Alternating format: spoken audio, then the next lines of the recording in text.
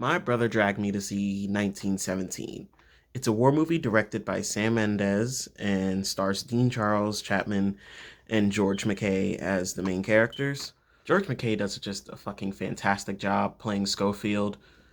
I mean, everybody does a fantastic job. There's not a single unbelievable performance in this movie. Every single person feels grounded and real. Nobody seems ridiculous, even though it is really funny seeing Benedict Cumberbatch wear that fucking mustache. This movie's greatest strength is that it seems way more unique than other war films. I mean, it's not a gore fest. It doesn't just harp on tragedy after tragedy. This honestly feels more like an adventure movie. It's telling a story more. The plot of the movie is extremely straightforward and easy to follow. That's something that's pretty much there for every war movie, but this has very intense character moments and side moments that don't seem to matter to the main plot, but they never take away from the main plot. It's always just adding extra incentive and extra tension. As of filming this, which is January 2nd, it has a Metacritic score of 79 and a user score of 8.4. The user score is fine, but the Metacritic score is a little bit bizarre. I mean, the biggest selling point of this movie and the thing that separates it from every other war movie I've ever watched is it's filmed almost entirely in one complete shot.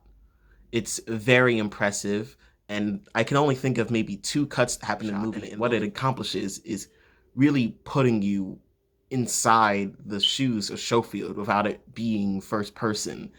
There's never a break in anything. You don't ever get to experience a part of this adventure Schofield is going through that there's never a part of it that he experiences that you don't experience. That's just the beautiful thing about filming in one take. It also just makes every action scene so much better. There's never a cutaway, nothing's ever completely confusing or way too fast to understand. Everything is easy to see, everything is clear and concise in the action scenes, but because it's one continuous take, it doesn't take away from it. It makes the Germans seems like they're stormtroopers, because sometimes they're just some of the scenes in the movie where he's getting shot by multiple people and they're all fucking missing, and some of them are bizarrely close to him. It kind of it borders on the line of a little ridiculous with how much they miss him in this movie.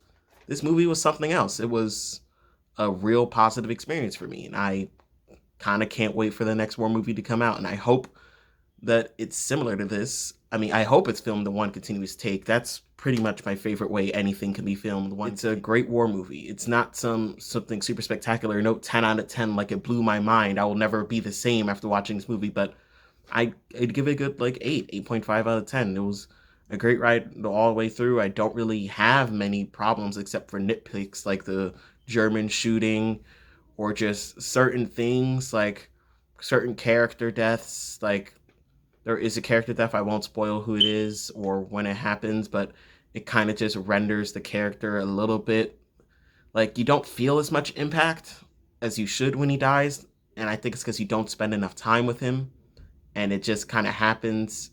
And yeah, it's like a little bit, oh, that sucks, but I had nowhere near the reaction that a death like that should have had. So that's a thing that kind of takes off points for me. I just think maybe a little bit more time spent with that character would have helped. But other than that, 8.5 out of 10. Can't recommend this movie enough. You won't have a bad time. I don't think it's possible to have a bad time with 1917. Go see it.